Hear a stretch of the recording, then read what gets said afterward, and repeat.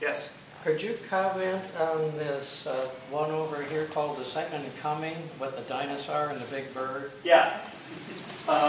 So that, the full title is KT and the Second Coming.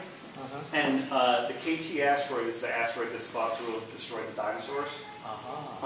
So when, boy, if you're ever in New York, I don't know if they're still showing it, but there's this great presentation, this movie in the planetarium called Cosmic Collisions, narrated by Robert Redford. And they had this recreation of what happened when that asteroid hit the Earth. And the complete devastation, is just unfathomable. I mean, it's far, far larger than if every nuclear weapon in the world went off simultaneously. And so it decimated well over 90% of life on Earth. And, you know, just trying to just conceptualize that kind of devastation, I mean, it's unbelievable. So, it wiped out the dinosaurs who had been the kind of dominant life form for 220 million years.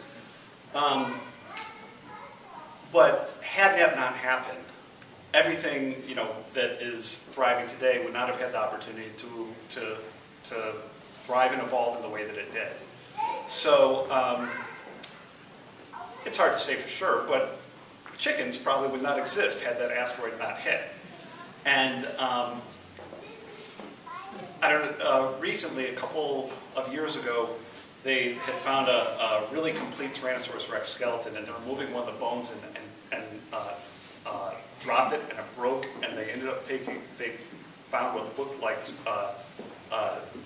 soft tissue, not completely fossilized within it, so they were able to get a sample and do a more thorough study of that tissue than they had ever been able to do of any kind of dinosaur remains in the past. And by doing this really partial DNA match, the closest thing to the Tyrannosaurus Rex living was a chicken. And so the chicken is kind of playing the role of the asteroid, and he's the second coming. His coming. I mean, it's actually backwards.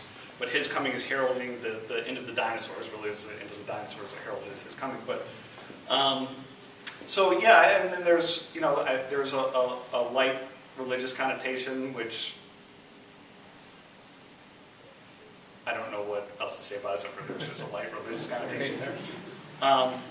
And yeah, and I want there, when I'm asking these questions that I can't answer.